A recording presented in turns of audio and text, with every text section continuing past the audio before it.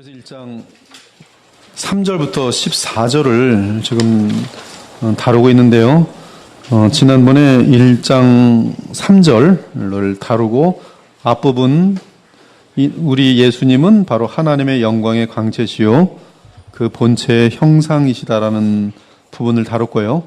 그리고 지금 현재 무엇을 하시는가에 대한 내용으로서 그의 능력의 말씀으로, 여기 능력은 전능한 그러한 능력이고, 여기 말씀은 프레이마, 그렇죠? 레이마. 그래서 성령께서 말씀과 함께 역사하는 그러한 성령의 역사를 통해서, 즉 말씀과 성령을 통해서 우리의 주 되신 예수께서 만물을 붙드시고 또 죄를 정결하게 하는 일을 하신다.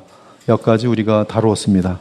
우리 예수님께서는 여러분의 죄를 단번에 영원히 씻겨주셔서 로마서 8장 1절처럼 그리스도 안에 있는 자에게는 결코 정죄함이 없지만 그뿐만 아니라 오늘이라는 날에도 여러분들이 죄를 범할 수밖에 없는 연약한 존재들이기에, 그러나 예수님께 나아가서 우리는 이 하나님 앞에서 죄사함을 받고 하나님과 교통하는 그 자리를 곧바로 얻어낼 수 있다는 것이 바로 히브리서 4장의 예수님의 대제사장의 역할인 사실을 이미 1장 3절에서 죄를 정결하게 하는 일, 이것은 지금 과거 완료로 되어 있는데요. 현재 완료로 되어 있는데요. 즉 이미 단번에 되어진 일이지만 현재에도 진행되어지는 일로 그렇게 묘사되고 있습니다. 이제 세 번째로 예수님은 지금 무슨 일을 하고 계시는가, 1장 3절에 보니까 높은 곳에 계신 지극히 크신 이의 우편에 앉으셨느니라 되어 있어요. 네, 여기 보면은 이제 그분은 지금 높은 곳에 계신 지극히 크신 이의 우편에 앉으셨고 지금도 앉아 계신 상태로 있습니다. 그 우편에 앉으신 상태는 성경에 보니까 구름이 그와 함께 있는 그러한 그림으로 묘사가 되어 있어요. 주 예수께서 십자가의 구속을 성공적으로 감당하시자 하나님 아버지께서는 그를 죽음에서 일으켜 세우시고 하나님 보좌 우편에 앉히셨습니다. 예수께서 이 땅에 계실 때 제사장이 신문할 때 자신은 하나님 보좌 우편에 앉게 될 것이며 하늘 구름을 타고 올 것을 미리 언급하셨어요. 이것은 두 가지의 사건을 지금 대제사장 앞에서 예수님께서 대답하신 것입니다. 하나는 보좌 우편에 앉게 될 것이다. 얼마나 오랜 기간 동안 재림하실 그때까지. 언제부터? 이제 부활 승천하신 그때부터. 그걸 정확히 알아야 돼요. 부활 승천하시면 우리 주님은 만유의 주가 되시고 만왕의 왕이 되셔서, 신으로서? 아니요, 사람으로서. 되게 중요해요. 그렇죠? 인자로서 만왕의 왕, 만유의 주가 되시고, 누가? 사람이. 그리고 그 사람이신 그분이, 하나님이시면서 사람이신 그분이 그리스도의 영을 아버지께로부터 받아서, 즉 성령을 받아서 그리스도의 영으로 보내시죠. 그래서 그리스도의 영은 사람이시며 하나님이신 우리 주 예수께서 보내시는 영으로서 부활의 영이십니다. 그래서 그 그리스도의 영을 받은 자들은 예수님처럼 부활이 보장되는 거예요. 부활. 이것은 구약의 개념하고 틀려요. 그래서 우리는 그리스도의 영을 받고, 그래서 신약을 읽어보시면 이 그리스도의 영은 곧 우리가 기업을 받을 보증이라, 우리가 부활하게 될 보증이라, 그렇게 얘기하고 있어요. 그래서 하여튼 예수님이 지금 하나님 보좌 우편에 앉으신 것, 즉 사람으로서 그의 영광의 오른손에 앉아 계신 것은, 인자로서 앉아 계신 것은 지금 벌써 부활 승천하신 그때부터, 다니엘 7장에 나와요. 구름 타고 옛적부터 계신 자로부터 인도함을 받음에 옛적부터 계신 자, 즉 하나님께서 바로 이 구름 타고 올라온 인자에게 다윗에게 약속했던 영원한 나라를 보여주시는, 그에게 주시는 그 약속이 다니엘 7장에 나옵니다. 그리고 그 약속은 우리가 알다시피 예수께서 부활 승천하시면서 하나님께로부터 받으시는, 그리고 지금 히브리서 1장 3절은 지금 그 사건을 정확하게 지금 선포하고 있다는 것이죠. 1장 3절에 높은 곳에 계신 지극히 크신 이의 우편에 앉으셨고 지금도 앉은 상태이며, 그리고 이제 그분이 일어나셔서 오시면 그것은 마지막 종말이 되는 것이에요. 오실 때 뭘 타고 오세요? 구름 타고 오세요. 지금 그분은 구름과 함께 있습니다. 어떤 하나님의 영광의 구름, 하나님께서 인치시는 그 구름과 함께 있어요. 그가 변화산상에 있을 때도 구름이 따로 나타납니다. 아무튼 이는 주 예수께서 지극히 높은 이의 우편에 앉으실 것이며, 대제사장에 얘기할 때요, 우편에 앉으실 것이며 때가 차면 하나님의 영광으로 재림할 것을 말씀하신 것입니다. 그래서 마태복음 26장 63절과 64절을 보면 예수께서 침묵하시거늘 대제사장이 이르되 내가 너로 살아계신 하나님께 맹세하게 하노니 네가 하나님의 아들 그리스도인지 우리에게 말하라.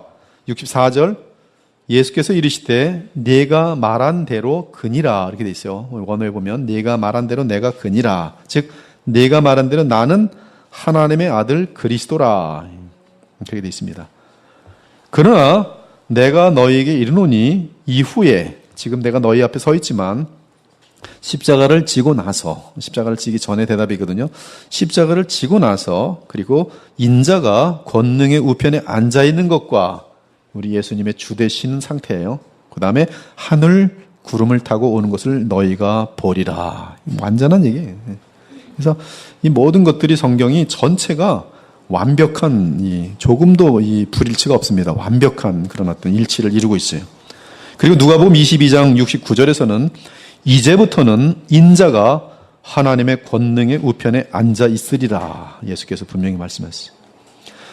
그리스도는 현재 사람이시며 하나님이신 하나님의 아들이신 그리스도는 현재 하늘 보좌에 앉으셔서 보이는 세계 및 보이지 않는 모든 우주를 다스리십니다. 보이지 않는 세계는 뭐예요? 천사의 세계죠. 그렇죠? 보이는 세계는 어디예요? 바로 여러분들이죠. 땅 아래에 있는 세상은 뭐예요? 죽은 자들의 세상이죠. 이 모든 것들을 완벽하게 다스리세요. 그분이 온 우주를, 온 세상을 다스리는 가장 뚜렷한 증거는 여러분이 지금 매주마다 설교를 들으셨어요. 누가 오심? 성령이 오심. 성령은 예수께서 하나님 말씀대로 다 이루심으로 하나님께서 그리스도에게 주셨고 그리스도는 그 성령을 받아서 우리에게 부으신 사건이 사도행전 2장의 사건이. 그러므로 성령이 오신 것은 누가 왕이 되셨다? 예수께서 왕이 되셨다. 그리스도께서 주가 되셨다. 그러므로 성령을 우리가 이제 이 땅에 보내짐으로 말미암아 성령을 통하여 무엇이 전파됩니까? 복음이 전파돼요. 그래서 성령과 함께 복음이 전파는 바로 우리 주 예수님이 핸델의 메시아처럼 주가 되셔서 만유를 다스리심을 입증하는 사건인 것이. 그래서 성령을 받는 자들은 무엇을 고백하는가? 바로 예수 그리스도께서 주가 되시는 사건을 고백합니다. 주의 복음이 임하는 곳마다 열방 가운데 있는 주의 백성들은 구원을 얻게 되면서 하나님과 우리 주 예수 그리스도께 영광을 돌리며 주 예수님을 주로 모시고 그의 삶 가운데 철저하게 순종하는 그러한 삶을 살아가는 것이 크리스찬의 삶인 것이. 이러므로 하나님이 그를 지극히 높여 모든 이름 위에 뛰어난 이름을 주사 하늘에 있는 자들과 땅에 있는 자들과 땅 아래에 있는 자들로 모든 무릎을 예수, 즉 분명하게 예수, 바로 사람이 죄로부터 자기 백성을 구원할 자, 바로 사람입니다. 예수의 이름에 끓게 하시고 모든 입으로 예수 그리스도를 주라 시인하여. 주라고 시인하는 것은 그분이 이미 주되심을 알고 공포하는 것이고 그것을 그 정보가 진리는 사실을 받아들이는 것이고 또한 나아가 나의 삶 가운데에서 예수께서 주인이 되시기를 인정하는 그런 것이죠. 그래서 주라 시인하여 하나님 아버지께 영광을 돌리게 하셨느니라. 그래서 예수 그리스도를 주라 시인하는 것은 우리의 구원과 밀접하게 연결되어 있어요. 누구든지 예수를 주로 시인하면 구원을 받으리라. 그다음 스데반 집사는 죽음 시에 지금 그 예수님께서 인자로서 하나님 보좌 우편에 서 계신 것을 보는데 한번 찾아볼까요? 사도행전 7장.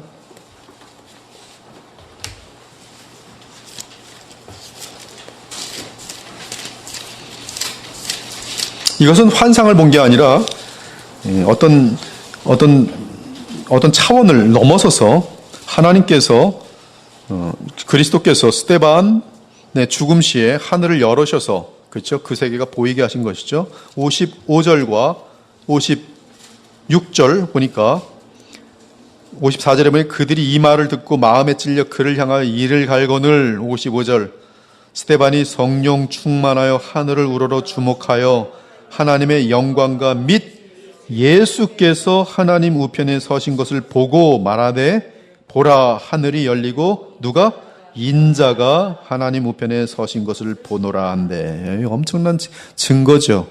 죽음 앞에서 하나님께서 허락하신 그 낙원의 그 현실을 그냥 그대로 보면서 지금 그 본대로 지금 고백하는 것이죠. 이것은 지금 착각이 아니라 그냥 하나님께서 그에게 스데반을 너무 기뻐하시사 그를 영혼을 받아주시면서 지금 하나님 그가 생명을 바치는 우리 주 예수 그리스도가 누군지 뭐예요? 만왕의 왕, 만유의 주, 하나님의 보좌 우편에 서 계신 분이에요.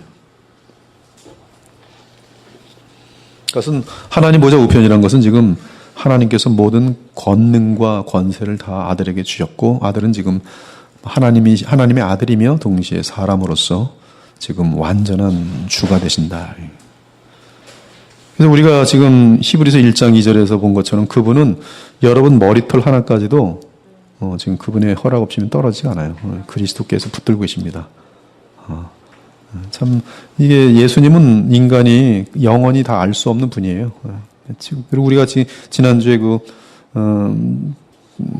그 여호와의 증인에 대해서 답변을 할 수 있었던 것처럼 예수님은 창조주시고 하나님이 사실을 그냥 우리가 직접적으로 선포하는 부분들 몇 군데 찾아봤어요. 얼마 전에도 요한복음을 제가 한번 공간복음을 읽어야 된다 그래서 한번 읽다가 요한복음을 보는데도 그냥 이건 제가 그동안 잘 눈여겨 안 보던 건데요. 한번 봅시다. 저번에 봤는데 요한복음 1장 10절도 보면은 한번 요한복음 1장 10절 한번 읽어보실래요? 누가? 세상에 계셨으며 세상은 그로 말미암아 지은 바 되었으며. 네, 거기 보면은 정확하게 예수님에 대해서 말씀하는데 세상은 누구로 말미암아? 예수로 말미암아. 예수로 말미암아. 이 세상에 오신 빛, 그렇죠? 이 세상에 오신 생명, 바로 그 예수로 말미암아 지은 바 되었다. 요한복음 1장 10절도 그걸 선포하고 있습니다. 그러므로 지금 우리 예수 그리스도는 만왕의 왕이며 만유의 주이십니다. 사도 요한은 계시록에서 현재 하늘 보좌와 그 둘레를 보았어요. 그랬더니 요한계시록 5장에 보니까 내가 또 보고 들음에 보좌와 생물들과 장로들을 둘러선 많은 천사의 음성이 있으니 그 수가 만만이요 천천이라. 이 낙원을 본 것이죠. 큰 음성으로 이르되 죽임을 당하신 어린 양은 능력과 부와 지혜와 힘과 존귀와 영광과 찬송을 받으시기에 합당하도다 하더라. 또 내가 또 들으니 하늘 위에와 땅 위에와 땅 아래와 바다 위에와 또 그 가운데 모든 피조물이 이르되, 이거는 만유예요. 즉 모든 피조물이 이르되, 땅 위에 땅 아래 천사들까지 포함된 거예요. 하늘 위에는 천사들입니다. 이 모든 피조물이 이르되 보좌에 앉으신 이와 어린 양에게 찬송과 존귀와 영광과 권능을 세세토록 돌릴지어다 하니 네 생물이 이르되 아멘 하고 장로들은 엎드려 경배하더라. 이것이 현재 상태고, 그리고 예수님의 재림과 함께 더더욱 영원한, 우리까지 포함된 영원한 예배가 계속 지속될 것이에요.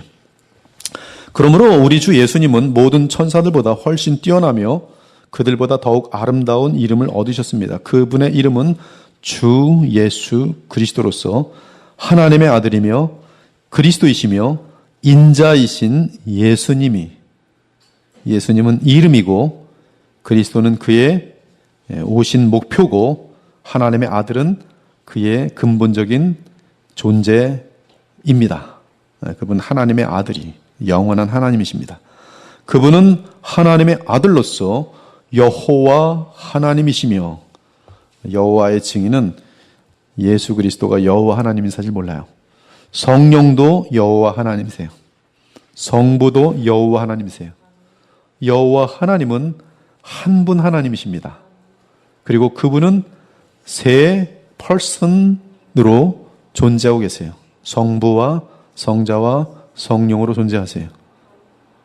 이것이 한 분 하나님이 세 분 하나님처럼 존재하시는 것인데, 이것은 인간들은 알 수가 없어요.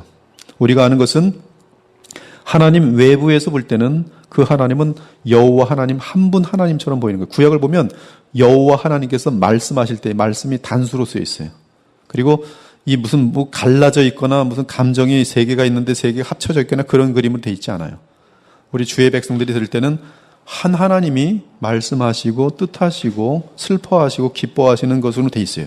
근데 창세기 1장부터 우리가 모든 만물을 지을 우리가 사람을 짓되 우리의 형상대로 벌써 하나님 안에서는 복수 형식으로의 대화 및 어떤 존재 양식이 계시되고 있습니다.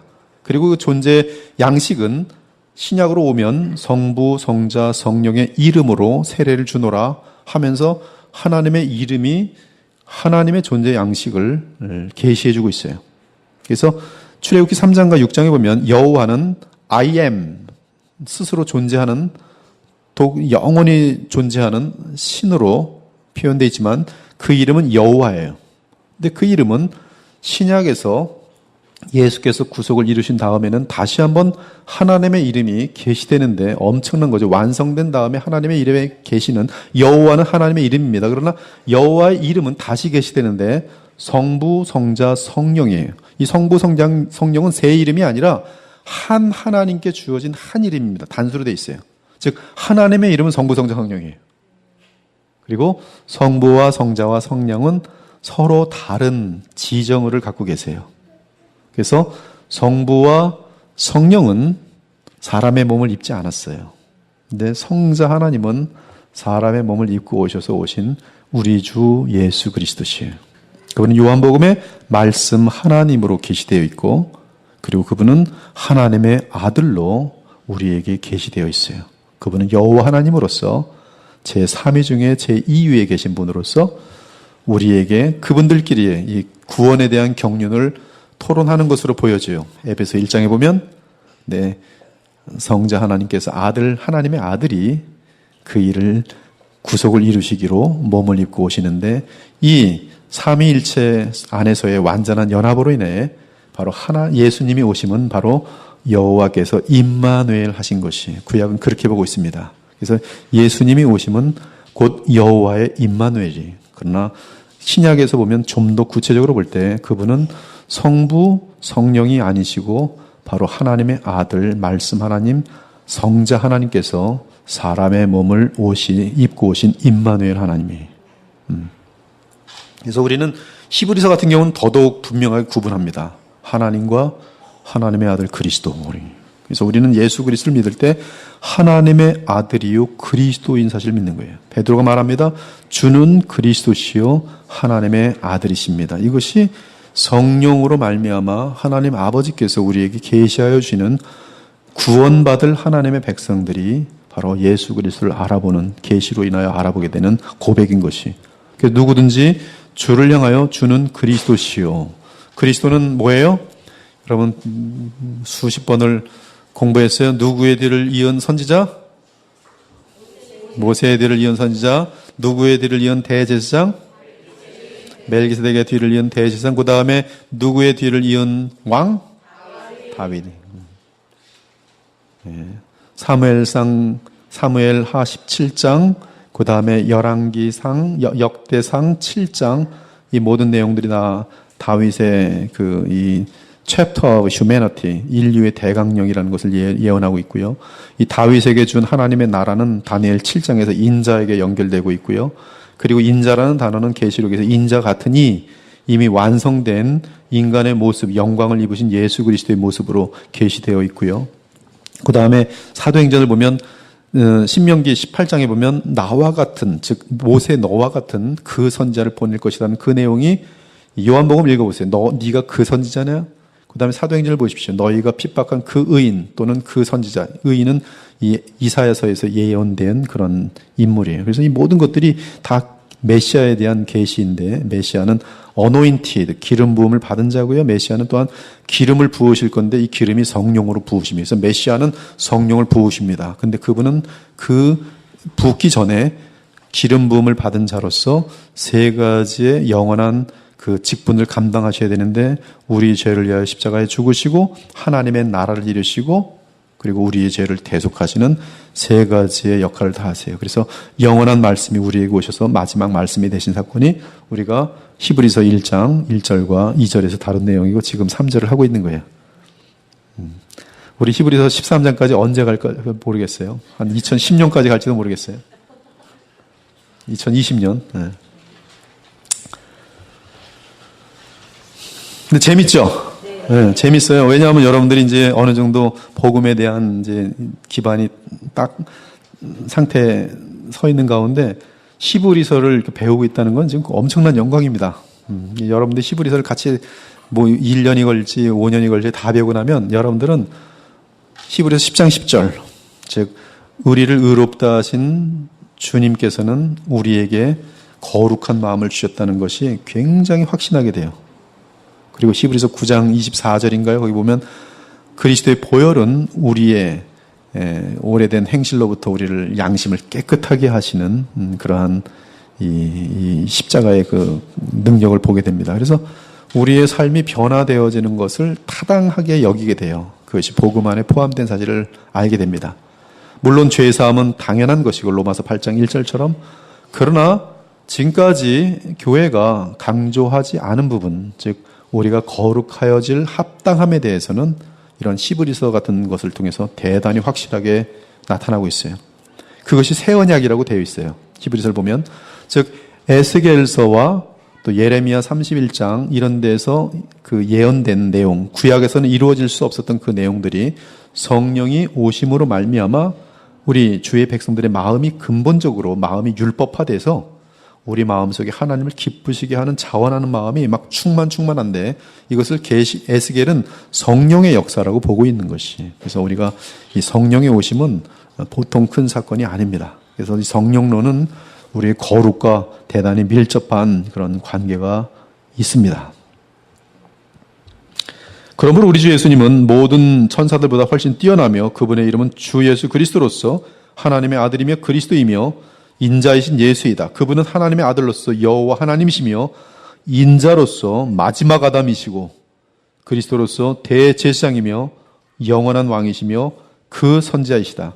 그분은 우리의 죄를 정결하게 하신 영원한 중보자, 하나님의 어린 양이시다. 하나님의 어린 양. 그래서 계시록을 보면 하나님과 및 누가 보인다고 표현해요? 하나님과 및 어린 양, 어린 양. 근데 어떤 어린 양? 죽임당하신 어린 양. 그렇죠? 예, 죽임당하신 어린 양. 영원히 찬송받으신. 여러분이 예수님을 만날 때 예수님의 이 옆구리에는 창자국이 있을 거예요. 그리고 바로 너를 이 영원한 나라로 인도한 자국이 자국. 일부러 남겨놓으실 것이. 그래서 우리 임숙일 집사님, 예수님 여기 왜 이러시죠? 그러면 너를 위해서 내가 십자가에서 창에 찔린 자국이다. 그러면 눈물을 펑펑 흘리면서 또 감사하고 찬송과 영광을 돌릴 거예요. 우리 모두가 그럴 겁니다. 앞에 앉으셔서 항상 예를 드니까 제가 이분을 뭐 편애한다고 착각하지 마세요. 누구든지 여기 앉으시면 제가 그분을 가지고 얘기할 거예요. 자, 이런 상태 속에서 예수 그리스도와 천사가 비교가 되겠습니까? 이 정도로 얘기해 놓으면 벌써 지금 히브리서 쓴 목적이 뭐냐면 이 천사 숭배하는 사람들이 지금 등장하고 있었거든요. 싹 들어가는 거죠. 어찌 감히 피조물과 하나님의 아들 비교가 되겠어요.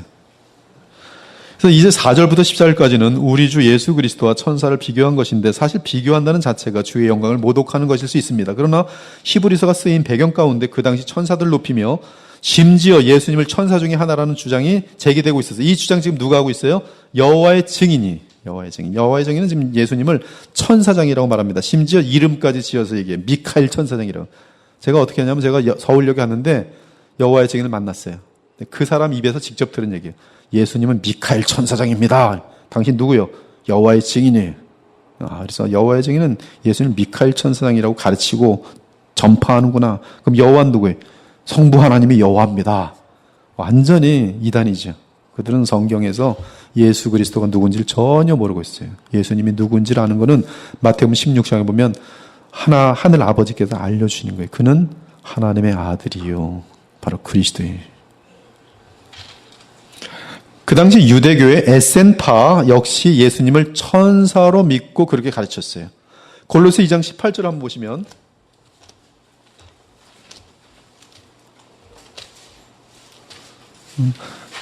되게 재미난 것은요, 지금 제가 1시간 정도 하잖아요, 히브리서를.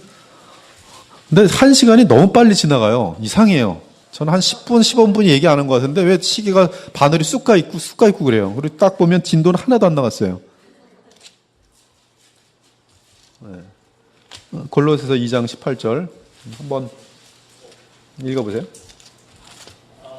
보면은 본성과 천사 숭배를 이유로 너희를 정죄하지 못하게 하라. 그가 그 본 것에 의지하여 그 육신의 생각을 따라 헛되이 가정하고. 네, 거기 보면 천사 숭배가 있죠. 그리고 천사 숭배를 하는 자들은 꾸며낸 겸손 및 그가 본 것,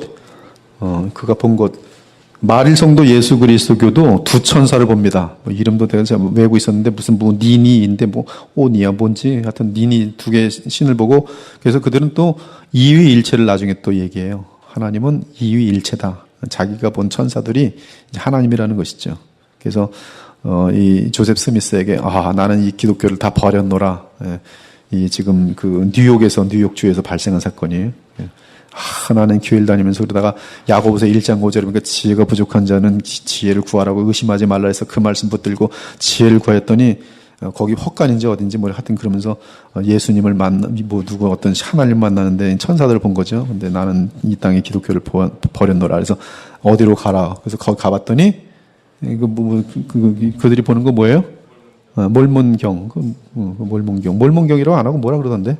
몰몬경인가요? 하여튼 그걸 이제 발견할 금상자 속에 들어있고, 그래서 이제 그들은 이제 그런 창립을 하는데, 이게 다 이제 천사들로 인한, 근데 이 사람은 정직하게 그것을 다 간증에 써요. 근데 이게 정직하게 쓰기 때문에 사람들이 이걸 믿는 건데, 정직하기 때문에 믿어서는 안 돼요. 그가 받은 천사라는 존재가 악령인지 그걸 확인했어야죠. 왜냐하면 고린도서 11장에 보면, 마귀는 얼마든지 의의 천사로 가장하는 일하고는 쉬운 일이에요. 마귀한테는. 정확하게 속아 넘은 거죠. 지금도 얼마나 많은 사람이 내가 체험했기 때문에 나는 천사를 보았어. 나는 하나님을 보았어. 그것 때문에 속지 몰라요. 자기가 본 하나님이 마귀인지는 생각조차 못합니다. 근데 마귀인지 어떻게 알아요?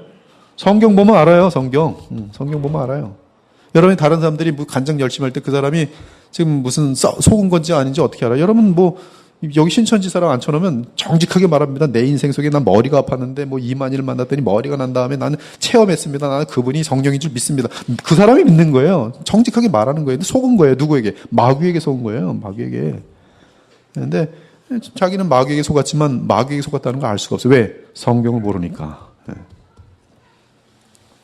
그래서 여러분들이 그 하이델베르그 또 벨직 웨스민 신앙고백 이거는 성경만큼 풍성할 수가 없어요. 우리 삶을 다스릴 수는 없습니다. 그러나 이 교리들은 바른 길, 정확히 붙들 수 있는 하나의 틀이에요, 틀.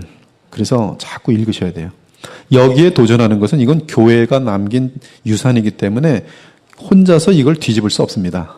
이건 혼자 뒤집을 수 없어요. 뒤집을 수가 없어요. 이거는 하나님께서 이미 교회 역사 가운데 인증해 주신 교회의 역사 가운데 남겨주신 그런 열매들이기 때문에 그리고 교회가 하나였을 때 만들어진 거기 때문에요. 그건 개인적으로 뒤집을 수 없어요. 근데 거기다 다 걸리거든. 이거 열심히 읽은 사람들은 헛소리 하면 너 왜 그 얘기 하는데 그러면 내 생각엔 난 이렇게 해석되는데 그럼 네 생각이 그렇게 해석하는 거예요. 그럼 그거 받아들이면 안 된다고. 그래서 이 교리라는 것이 대단히 중요해요. 그러나 그것은 우리의 삶을 변화시키는 성경으로 인도하고 예수 그리스도를 바라보게 하는 것이어야지 이 역할을 못할 때는 이 사람은 교리화돼서 교리 가지고 사람들을 다 판단만 하는 거야. 너는 이래서 틀리고 너는 저래서 틀리고. 이게 사랑이 없고 그래서 삐쩍 마르고 목회도 안 되고 아무것도 안 돼요. 근데 교리에서 멈추지 말고 교리를 가장 가까이 하되 무엇을 많이 봐야 돼요? 성경. 그리고 뭘 많이 해야 돼요? 기도. 기도. 제가 어떤 분을 알아요. 교리 엄청나게 아는데요. 기도를 들어봤는데 기도를 평생 안 했어요. 기도에 능력이 없어요. 예수님 뭐라고 기도해야 되지? 예수님 말이 안 나오는 거예요. 그래서 왜 이렇게 기도가 막힙니까? 물어보니까 기도를 해본 적이 없는 거예요. 근데 교리는 많이 알아요. 그 사람에게는 이 어떤 그 영향력 같은 거 없어요. 이단들이야 잘 잡겠죠. 그래서 여러분들 기도 많이 하셔야지 예수님을 닮아가요. 더불어 교리 모르면 이단에게 넘어가요. 기도 많이 하더라도. 그래서 어떤 사람은 기도 많이 하고 막 성경도 보는 것 같은데 교리를 우습게 알다가 이단에게 쑥 넘어가요. 권사님도 있고 장로님도 있고 목사들도 있어요. 근데 우리는 지금 절대 그렇게 되지 말자고요. 그렇죠? 교리 열심히 배웁시다. 근데 그거 가지고 거기서 멈추면 돼야 한대요. 뭐 해야 돼요? 네, 성경 보고 또 뭐 해야 돼요? 기도해야 돼요. 말씀과 기도로 거룩하여짐이라. 아멘. 말씀과 기도로 거룩하여짐이라. 교리가 말씀과 위배돼요? 아니에요. 교리는 말씀을 세워요. 말씀으로 돌아가게 합니다. 그러면 교리가 원하는 대로 말씀으로 가야죠. 그래서 말씀으로 돌아가서 심지어 말씀은 또 누구를 드러내요? 예수 그리스도를 드러내요. 그래서 예수께 가지 않으면 말씀의 의도를 또한 벗어나는 거예요. 좁은 길이에요? 넓은 길이에요? 좁은 길이에요. 근데 여러분들은 지금 함께 좁은 길로 잘 인도함 받고 지금 제대로 가고 있는 것 같아요. 참 얼마나 감사한지 너무나 감사합니다. 한없이 감사할 뿐이에요. 아무튼 예수님을 천사라고 말하는 자들이 있고 그렇게 믿는 자들이 있기 때문에 주 예수 그리스도와 천사를 비교하는 일은 그 당시 독자들로 인해 필요하였다. 하지만 현재 우리 그리스도인들은 이미 이 부분에 대해서는 거의 의심하는 일이 없기 때문에 간략하게 정리하고 마치겠어요. 사실 그 천사에 대해서도 그 신약에 보면 천사들이 많이 등장하거든요. 예수님 그 오실 때 보면 마리아에게도 나타나죠. 뭐 요셉에게도 나타나죠. 또 사도행전을 보면 또 천사들이 많이 나타나요. 그래서 베드로가 옥에 갇혔을 때도 천사가 빗장을 다 열어주고, 그래서 우리가 이 성경에 계시된 만큼의 천사에 대해서는 좀 알 필요가 있어요. 근데 그 부분도 사실 굉장히 약합니다. 천사에 대한 관심이 사실 이단 쪽이 하도, 그래서 이단들은 또 천사에 대해서 이제 발전되어 있는데요. 천사 이름들까지 뭐 100개, 200개 막 쓰는 그 이단들도 있어요. 그럼 이런 내용들은 어디서 나오는가? 인간들이 그냥 예수님 때부터 교묘하게 상상해낸 것들이 다 올라오면서 별 천사 이름들이 다 있습니다. 이건 다, 그리고 캐톨릭에도 그 많은 부분들이 들어와 있어요. 그리고 중세 때는 심지어 이러한 논쟁도 있습니다. 실제적으로 바늘 위에 천사가 몇 마리나 앉아 있을까? 논쟁합니다. 그리고 천사를 내쫓는, 마귀를 내쫓는 방법은 무엇인가? 마틴 루터는 잉크를 뿌리고 방귀를 끼면 이 마귀들이 순식간에 도망간다고 우리 얘기도 했어요. 마틴 루터가 얘기했어요. 방귀와 잉크. 이게 이제 상당히 우스꽝스러운데 사실 이제 너무나 또 우리는 지금 천사에 대해서 아는 바가 없어요. 근데 이 히브리서만 보더라도 천사에 대해서 알고요. 드 프라프 같은 경우는 천사가 이 구속과 어떻게 연결되는지를 보여줘요. 굉장히 안전한 가운데 천사론을 어느 정도 정리되어 있어요. 즉 예수님의 십자가를 위해서 자신의 역할 분담이 되어 있는 것이, 즉 구속을 위해 역할 분담이 되어 있는 것이 천사고요. 그리고 계시록에 보면 마지막 21장 22장에 보면 천사 얘기가 싹 없어요. 아무리 들여다보시면 천사 없습니다. 20장부터 아무것도 보이지 않아요. 그 얘기는 천사는 영원히 찬송하고 존재하지만 구속의 일이 마쳐짐으로 말미암아 더 이상 우리를 위한 계시 속에 천사는 등장할 필요가 없는 것이. 이 히브리서에서는 지금 천사는 주의 구속받은 백성들을 위한 심부름꾼이다 이렇게 되어 있어요. 예수님의 심부름꾼이다. 조금 이따 보겠습니다. 성경에 가면 하나님께서는 천사에게 아들이라고 부르신 적이 없어요. 그러나 예수 그리스도를 향해서는 너는 내 아들이라 오늘 내가 너를 낳았다. 영원한 아들이지만 그가 아들의 신분으로서 이 땅에 사람의 몸을 입고 오셨을 때 너는 내 아들이라. 사람의 몸을 입고 오신 그분에게 너는 내 아들이라 분명히 선포합니다. 그리고 내가 너를 낳았다. 또한 하나님께서는 예수님을 향해 나는 그에게 아버지가 되고 그는 내게 아들이 되리라고 하셨지만 천사를 향해서는 이러한 말씀을 하신 적이 없어요. 이것이 5절의 내용입니다. 하나님께서 어느 때 천사 중 누구에게 너는 내 아들이라 오늘 내가 너를 낳았다 하셨으며 예수님은 하나님의 아들입니다. 그 아들이 또한 이 땅에 사람의 몸을 입고 오셔도 여전히 너는 내 아들이고 내가 너를 낳았다. 이 낳았다는 표현 때문에 또 여호와의 증인은 피조물이 아니냐 그런 뜻이 아니죠. 영원한 하나님의 아들이 사람의 몸을 입고 오셨음을 나타내는 것이죠.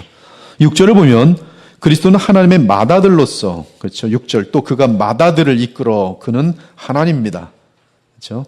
하나님의 맏아들로서 하나님께서 그 아들을 이 세상에 보내실 때 그분의 모든 천사들로 하여금 그에게 경배하게 했어요. 누가복음 2장인가요? 1장인가요? 보면 예수님께서 구유에 나셨을 때 하늘에서는 어떻게 돼 있어요? 모든 천사들이 찬양하면서, 그렇죠? 그 목동들에게 나타나죠. 경배하는 거예요. 그러므로 하나님의 모든 천사들은 하나님의 아들 예수 그리스도께 경배하는 신분이며 주 예수님은 경배를 받는 하나님의 맏아들의 신분입니다. 특히 이미 계시록 5장에서 살펴본 것처럼 십자가의 구속을 마치시고 부활 승천하여 영광을 얻으신 우리 주 예수 그리스도는 모든 천사들로부터 그렇죠? 심지어 그 내 생물까지 천사장들이죠. 그들로부터 항상 경배와 영광을 영원히 받고 있는 모습을 볼 수 있습니다. 근데 여기 보면 맏아들이라 그러면 동생이 있다는 얘기 없다는 거예요? 1장 6절에 맏아들은 동생이 있다는 얘기 없다는 게 있어요. 동생들이 누구예요? 여러분들이에요. 그게 히브리서 2장의 내용이에요. 여러분들은 예수님의 동생들이라. 예수님의 이름은 맏형이라. 그러면 천사들은 누구를 섬겨요? 여러분들 섬겨요. 논리가 그렇게 돼 있어요. 그래서 동생들도 천사의 섬김을 받을 것이에요. 지금도 받고 있어요. 7절에서 9절을 보면 천사들의 신분은 주 예수님의 사역을 철저하게 돕는 사역자인 것을 알 수 있습니다. 그러므로 천사들은 그리스도의 심부름꾼들이에요. 그래서 1장 7절에 바람 사역자들을 불꽃으로 삼으셨다. 그래서 돕는 심부름꾼들. 그러나 8절에 보면 아들에 관하여는 하나님이 뭐라고 불러요? 하나님이요. 1절 8절에 주어는 누구예요? 하나님이. 아들에 관하여는 뭐라고 불러요? 하나님이요. 예수님이 누구예요? 하나님이요.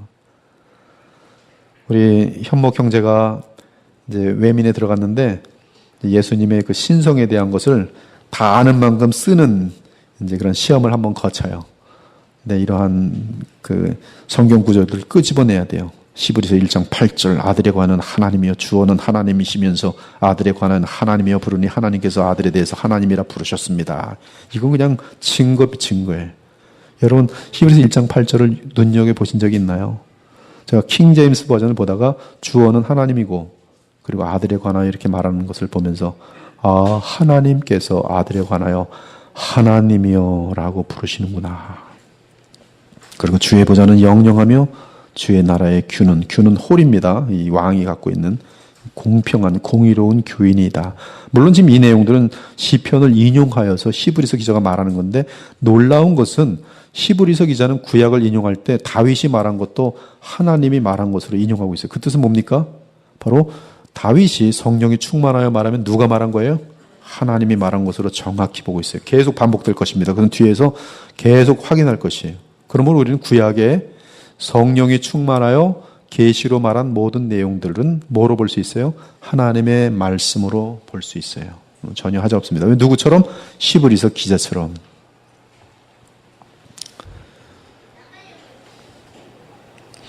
그래서 하나님의 아들 예수 그리스도는 하나님이시며 그분의 보좌는 영원하고 그분의 나라와 규는 공평하고 영원합니다. 이것이 8절의 내용이죠. 그러므로 주 하나님께서 하나님의 아들 예수 그리스도의 기쁨으로 기름을 부으시고 다른 모든 천사들보다 뛰어난 지위에 있게 하셨습니다.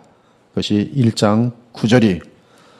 이제 10절부터 14절은 주 예수 그리스도는 창조주시며 영원한 하나님이신 사실을 또 말하고 있습니다. 주여 태초에 주께서 땅에 기초를 두셨으며 하늘도 주의 손으로 지으신 바라. 이 아들에 관하여 지금 계속 말하는 거예요. 그래서 예수님은 창조주시며 영원하신 하나님이심을 말합니다. 또한 하나님께서 예수 그리스도를 하나님 보좌 우편에 앉히셨음을 말합니다. 그래서 13절 너는 내 우편에 앉아 있으라. 하나님께서 예수 그리스도를 하나님 보좌 우편에 앉히셨음을 알 수가 있어요. 따라서 모든 원수를 멸하실 것이며 그분의 나라는 영원할 것입니다. 그러나 천사는 피조물이며 14절에 피조물일 뿐이며 주 예수 그리스도 및 택함을 받은 주의 백성들을 섬기는 영들임을 분명하게 알려줍니다. 예, 여러분 하나님은 영이시니 그 영은 무한한 영이에요. 그러나 천사들은 영들이지만 피조된 영들입니다. 그래서 구별이 돼요. 천사들은 피조된 영이에요. 즉 영이라는 것은 물질 세계에서 지금 이해할 수 없는 그러한 존재의 양식인데요. 그러나 천사들은 하나님과 달라요. 하나님은 무소부재하시고 창조주신 영이시고 그리고 천사들은 피조된 영이 피조된 영. 그리고 섬기는 영. 그리고 제약되어 있는 영들입니다. 시간과 공간의 차원은 다를 수가 있어도, 그렇죠. 영적인 차원에 있겠지만, 그러나 피조물의 상태에 있는 존재들이, 그것이 천사들입니다. 그래서 지금 이 시대 가운데서도 주의 백성들을 섬기도록 보냄을 받고 있습니다. 재미난 사실은 히브리서 기자는 천사들과 비교하여 그리스도가 누군지를 알리기 위해 구약 성경으로부터 7문장을 인용하는데요. 그 인용된 7군데는 시편 2편 7절, 사무엘하 7장 14절, 시편 104편 4절, 45편 6절에 7절, 시편 110편 1절이에요. 여러분들 지금 이 강의 들으실 때 제가 우리 카페에 올려놨으니까 그 텍스트를 지금 다 여러분 받아서 볼 수 있어요. 근데 그 인용된 곳을 찾아보면 아까 말씀드렸지만 시편 2장 7절은 다윗의 시고, 사무엘하 7장 14절은 나단 선지자가 여호와의 말씀을 받아서 다윗에게 전달한 하나님 나라에 대한 그런 내용이고요. 그다음 시편 45편 6절에 7절은 고라 자손의 시 마스길입니다. 또한 시편 110편 1절은 다윗의 시예요. 즉 히브리서 기자는 구약에서 다윗이나 나단 선지자 등 주의 영으로 충만한 가운데 남긴 말씀을 주 하나님이 친히 하신 말씀으로 그대로 사용하고 있습니다. 이는 구약의 신적인 권위를 철저하게 인정하는 그런 어떤 히브리서 기자의 모습을 볼 수가 있고, 이것은 바로 구약이 하나님의 말씀, 즉 그들이 성령으로 시를 썼거나 성령으로 취하여 말씀한 것, 또 친히 하나님이 하신 말씀을 대언할 때는 전부 하나님의 말씀으로 지금 신약의 히브리서 기자는 그대로 인용하고 있다는 사실이죠. 히브리서 독자들은 유대인들로서 구약에 매우 친근한 사람들이었습니다. 그러므로 히브리서 기자가 구약을 인용하여 말할 때 그들 역시 구약을 하나님의 말씀으로 인정하는지라 그 권위에 의해 주 예수 그리스도는 천사와는 비교할 수 없는 창조주 하나님이시며 그리스도인 사실을 받아들일 수밖에 없게 돼요. 즉 유대인들은 구약의 권위를 하나님의 말씀으로 인정하는데 그럼에도 불구하고 천사를 섬기려고 하고 있었고 다시 유대교로 돌아가려고 하고 있었어요. 그런데 히브리서 기자는 그들이 의지하고 있는 구약을 사용하여 오히려 천사는 하나님의 피조물이며 또 섬기는 영들이며, 그렇죠? 그리고 너희들은 구약으로 돌아가면 배도자라는 것을 무엇을 통해? 구약을 통해 입증할 때 이들이 뭘 의지하고 있다고요? 구약을 하나님 말씀으로 믿는데 그것을 가지고 오히려 거꾸로 입증하니까 돌아올 수밖에 없는 거지요. 논리적으로. 그래서 지금 이것은 결국 하나님의 말씀의 지식이 얼마나 소중한지를 보여줍니다. 여러분 그 마태복음 4장을 보면 마귀가 기록된 바 그렇게 말하는 것 본 적 있어요? 한번 보세요, 직접. 여러분 기록된 바 하고 말한다고 믿으면 안 돼요. 네, 마태복음 4장 6절 기록되었으되, 이 기록되었으되를 누가 말해요? 5절에 보면 주어가 마귀예요. 기록되었으되 뭐예요? 성경 구절을 그대로 가져오는 거예요, 지금. 그죠? 근데 이게 유혹입니까? 아니면은 예수님을 지금 진리를 바로 선포하기 위한 겁니까? 네, 거짓이에요. 즉, 이만희도 기록되었으되, 이단들도 기록되었으되, 네. 마귀도 기록되었으되, 지금 히브리서 유대인들도 기록되었으되, 근데 히브리서 기자는 뭐라 그래요? 기록되었으되. 예수님께서 이 마귀에 대해서 답변을 뭐라고 해요? 7절에 보니까 기록되었으되. 자, 기록되었으되 같이 말하고 있어요. 누가 진리예요? 그리스도가 진리인 걸 어떻게 알아요? 하나님 말씀으로 정확한 하나님의 계시의 의도를 다시 보여주는 거예요. 그렇죠?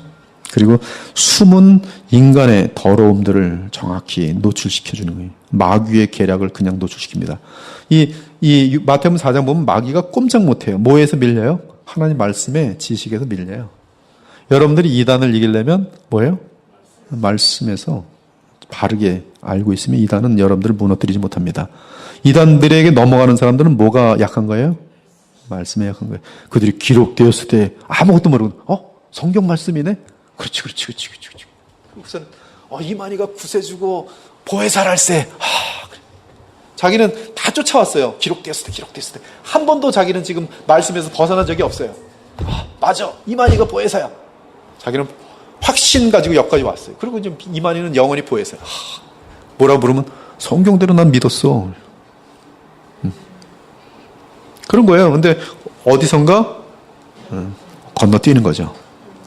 인간의 해석이 쑥쑥 들어가는 거죠. 근데 그걸 붙잡지 못하는 거예요. 왜? 하나님의 말씀을 바르게 해석하지 못했어요. 여러분 그 베드로 후서를 보면 해석 싸움입니다. 성경 해석 싸움이에요. 이 항상 둘이 있어요. 거짓 선지자가 있고요. 거짓 선생이 있어요. 이 거짓 선생은 기록되었을 때를 말해요. 이 거짓 선자는 하나님이 말씀하시기를 이렇게 말해요. 하나님께서 내게 계시를 주시기를. 하나님이 주지 않았는데 꿈꾸고 하나님이 줬다고 얘기를 하는. 예레미야 21장에 보면 지난밤에 꿈을 꾸고서 하나님이 주셨다. 봅시다. 계시록 예레미야 21장인가.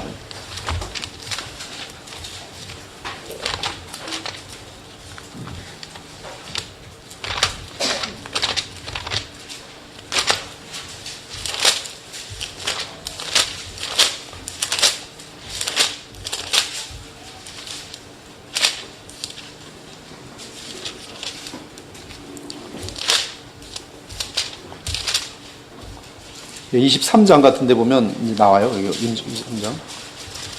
23장. 23장 전체가 거짓 선자에 대한 내용들인데요. 거기 특별히 한 23절부터 보면은 25절부터 보면은 지금 거짓 예언자들이 나오죠. 거짓 선자들이. 예레미야 23장 25절 정도부터 나오는데요. 쭉 그 뒤 다예요. 예레미야 23장. 아무튼 그들은 보면 하나님께서 내게 말씀하셨다 하면서 거짓말하는 거예요. 그래서 지금으로 치면 이제 직통 계시를 받는 거죠. 이제 만민 구로 중앙 이재록 같은 경우는 지난밤에 예수님께서 내게 친히 말씀하셔서 천사장들을 데리고 우리 교회를 방문하시기로 했다 그래서 MBC를 떠들썩하게 한 적이 있어요. 오래전에. 지금은 이제 성도들이 우리는 이 목사님 통해서 병 나왔기 때문에 우리가 목사님이 죄를 짓던 말든 상관없습니다. 우리는 그냥 끝까지 모시고 섬기렵니다. 지금 그런 자세예요. 무섭습니다. 이 거짓 선자 이것이 세뇌가 되면. 여러분 세뇌가 되면은 어떤 충성은 비슷한 형태로 나타나는데요.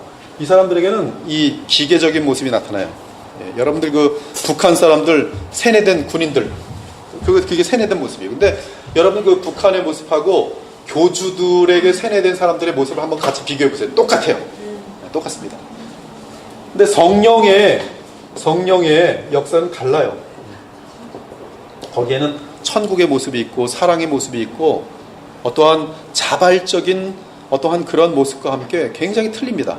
그래서 여러분들이 세뇌 현상을 대단히 조심해야 돼요. 아무튼 이 거짓 선자는 하나님이 말씀하셨다 하면서 하나님 말씀하지 않았는데 사탄에게 받아서 말하던 하여튼 보던 주의 말씀을 전달하지 못하는 존재들이 계시 받았다고 하면서 하는 것들이 거짓 선자고, 거짓 선생은 베드로후서에 보면은 기록되었을 때 말하는데 성경 해석을 억지로 하는 거예요. 그래서 그 베드로후서 보면은 그들도 억지로 하나님 말씀을 하면서 멸망을 향하여 달려간다고 되어 있어요. 베드로후서를 한번 보시면 제가 지금 임의적으로 막 찾고 있기 때문에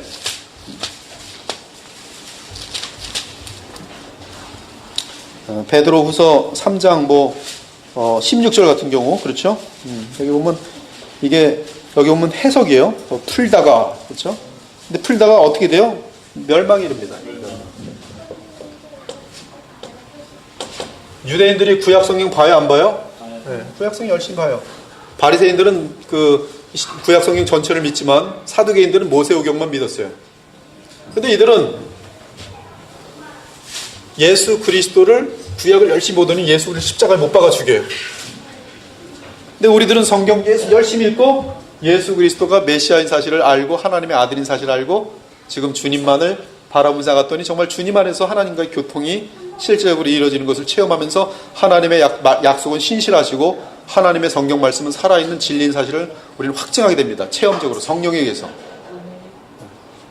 근데 여기 무슨 문제가 있는 거예요? 이들은 열심히 구약을 열심히 기록되었으면서 하면 보면서 마귀에게 빠져가지고 예수님을 십자가에 못 박는 주인공들이 돼요. 그리고 그 이후에도 예수님을 믿는 자들 잡아갖고 죽이려고 하는 것들이 바로 바울이었고, 그것이 사도행전에 나타나는 복음을 회방하는 자들, 그들은 유대인들이었어요. 거짓 선생이란 말은 이 하나님 말씀을 잘못 해석하는 거예요. 억지로 풀어버리는 거예요. 이단들은 다 억지로 해석합니다.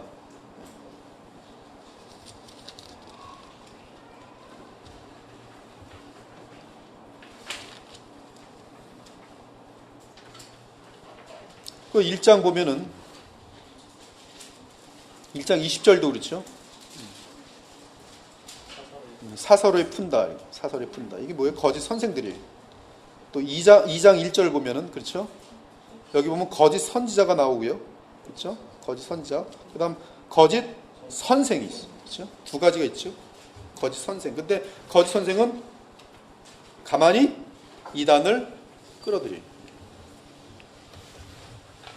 그래서 우리는 이러한 지금 이 히브리서도 유대인들이 구약을 잘못 해석하는 것을 가지고 히브리서 기자는 바르게 해석하는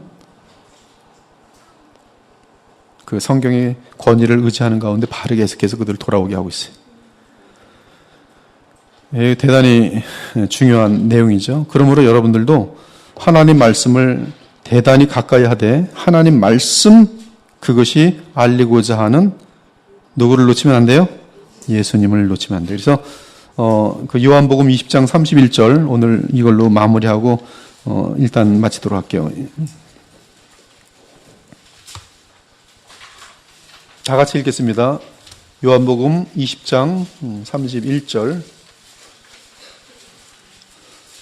30절 31절에 보면 예수께서 제자들 앞에서 이 책에 기록되지 아니한 다른 표적도 많이 행하셨으나 그렇죠? 오직 이것을 기록함은 너희로 예수께서 하나님의 아들 그리스도이심을 믿게 하려 하며 또 너희로 믿고 그 이름을 여기서 이것은 지금 요한복음이 1차적인 그런 대상이지만 지금 요한복음은 모든 성경에 연결되어 있는 책으로서 결국 지금 이것은 모든 성경으로 다 연결됩니다.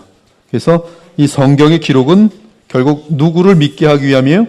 예수 그리스도가 누구요? 하나님의 아들이요 그리스도이심을 믿게 하려 하여 그 결과는 그 이름을 힘입어 생명을 얻게 하는, 생명을 얻으면 어떤 삶을 살아요? 예수님의 생명에 따라 살게 되기 때문에 거룩한 삶이 나타나요? 안 나타나요? 나타나요. 그것이 생명의 역사예요. 네, 그렇죠? 그래서 우리가 그리스도의 생명을 받았다는 사실은 그 생명이 성령의 역사와 함께 우리 가운데 역사할 때 우리는 이 베드로 후서에서 말한 것처럼 신의 성품에 참여된 그러한 놀라운 그러한 효력을 나타내는 주의 그러한 자녀들이 되는 것입니다. 사랑하는 여러분, 그 소돔과 고모라에 의인 10사람이 없어서 멸망했어요. 그 얘기는 의인 10사람만 있었으면 하나님께서는 소돔과 고모라를 멸망하지 않았을 뿐만 아니라 의인 10사람이 뭘 할 수 있다는 거예요? 그들이 뜻하기만 하면 소돔과 고모라를 변화시킬 수 있다는 얘기. 지금 우리는 10사람이 넘습니다. 여러분이 여러분들을 스스로 작게 만들지 마세요. 우리는 다 미물들이고 미약한 존재 맞습니다. 죄인 중에 괴수들인 거 맞아요. 근데 우리 안에 심겨진 복음은 베들레헴처럼 작더라도 여러분이 성령과 함께 믿고 나가면 이 시대를 바꿀 수 있다 없다? 바꿀 수 있어요. 요시야 한 사람 때문에 하나님의 계획이 바뀔 수 있는 것처럼 여러분의 신실하고 충성스러운 기도와 또 말씀을 바르게 알아감으로 말미암아 이 어둠이 아무리 강해도요, 이단들이 아무리 강해도 진리를 못 이깁니다. 저는 돈 한 푼 없는 사람들이 돈 수억을 갖고 있는 사람들이 무너지는 것을 몇 번 봤어요. 왜? 이들은 진리를 갖고 있고 이 사람들은 돈을 갖고 있고 사람을 갖고 있지만 결국 영적인 싸움은 힘싸움이 아니라 무슨 싸움이에요? 진리 싸움이에요. 이들은 죽이려고 돈을 사용하겠죠. 사람을 사용하겠죠. 근데 진리는 그렇게 해서 무너지잖아요. 여러분, 그 창세기 3장도 그렇고 이 마태복음 4장도 그렇고 예수님이 또 아담이 무너진 이유가 힘이 없어서 무너졌습니까? 진리에 약해서 무너졌습니까? 아담은 진리에 약해서 무너진 거고 예수님은 힘으로 이겼습니까? 진리로 이겼습니까? 진리로 이겼어요. 예수님이 재림하시기 전까지 우리는 무슨 싸움이에요? 진리 싸움이에요. 진리 싸움이에요. 힘 싸움 하지 마세요. 마귀 이기려고 돈 많이 벌려고 하지 마십시오. 그것이 덫이 되는 거예요.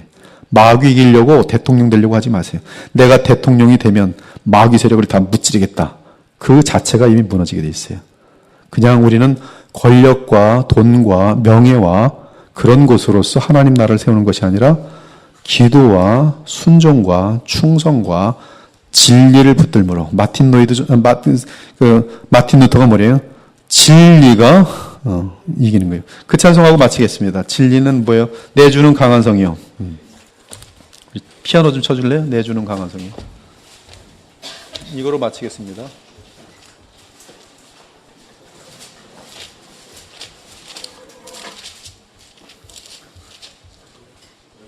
내주는 강한 성이요. 585장. 585장. 이것이 이 시대에 하나님의 나라를 세우는 비결이지 힘 가지고 싸우려고 하지 마세요. 585장 무엇으로 이기는가? 거기 보면 진리로 이기는 3절. 그렇죠? 3절. 자, 1절, 2절, 3절을 하겠습니다. 내주는 강한 성이여 방패와 병기 되시니 큰 환난에서 우리를 구하여 내시리로다. 옛 원수 마귀는 이때도 힘을 써 모략과 권세로 무기를 삼으니 천하에 누가 당하랴. 내 힘만 의지할 때는 패할 수밖에 없도다. 힘 있는 장수 나와서 날 대신하여 싸우네. 이 장수 누군가? 주 예수 그리스도 만군의 주로다. 당할 자 누구랴? 반드시 이기리로. 3절. 이 땅을 마귀 들끓어 우리를 삼키려 하나. 겁내지 말고 무엇으로 이깁니까? 진리로 이기리로다. 진리로 이기리라. 진짜과 진리와 명예와 생명을 다 빼앗긴데도 진리는 살아서 그 나라 영원하리라. 아멘. 목사가 될 사람은 진리를 위해서 친척과 재물과 명예와 생명을 다 빼앗길 각오가 돼 있는 사람만이 그 길을 갈 수가 있어요. 그래야지 이 교회가 부패하지 않아요. 그리고 이 진리는 내가 곧 길이요 진리요 생명이니 바로 예수 그리스도로 마무리되는 것입니다. 그러므로 여러분들은 예수 그리스도를 붙들고 예수 그리스도가 하나님의 아들이시오 우리의 유일한 구세주라는 사실을 믿고 그분의 말씀에 철저하게 순종하는 것이 진리로 마귀를 이기는 것이 아멘입니까? 네, 기도하고 마치겠어요. 하나님 감사합니다. 사랑의 사도인 요한이 우리에게 진리를 알려주고 그 진리가 우리가 마귀를 이길 수 있는 길인 것을 고백한 것처럼 저희들 언제나 마귀를 이길 수 있는 힘은 우리의 영원한 진리이신 예수 그리스도 안에서 하나님의 복음을 선포할 때 이길 수 있음을 오늘도 고백합니다. 저희들로 인하여 주님을 위하여 생명과 재산과 명예와 모든 것을 잃을지라도 주께 충성할 수 있는 자들이 되게 하시고 이 복음의 진리를 위하여 우리의 남은 삶을 던지게 하여 주옵소서. 전능하시고 사랑이 많으신 하나님, 진리를 잃어가는 이 시대 가운데 우리 그리스도의 보혈교회를 통해서 진리가 선포되길 원합니다. 이 진리를 온 세상에 전파할 하나님의 종들이 많이 일어나길 원합니다. 진실한 주의 사역자들이 이 기회를 통해서 많이 배출되어서 어둠 속에서 빛을 밝히고 자신의 생명도 아까워하지 않고 주를 향하여 충성된 자들이 많이 일어나 영적 군사들이 되게 하여 주옵소서. 오늘도 귀한 말씀 감사합니다. 많은 양을 다루지 못했지만 오늘도 짧은 말씀 속에서 성령의 충만함을 잊습니다. 오늘도 가정으로 돌아가 아내를 사랑하고 남편에게 정말 순종하면서 자녀들을 위하여 기도하고 하나님의 말씀으로 충만한 복된 천국의 시간들이 되게 하여 주옵소서. 살아계신 우리 주 예수 그리스도의 이름으로 기도 올리옵나이다. 아멘. 예, 감사합니다.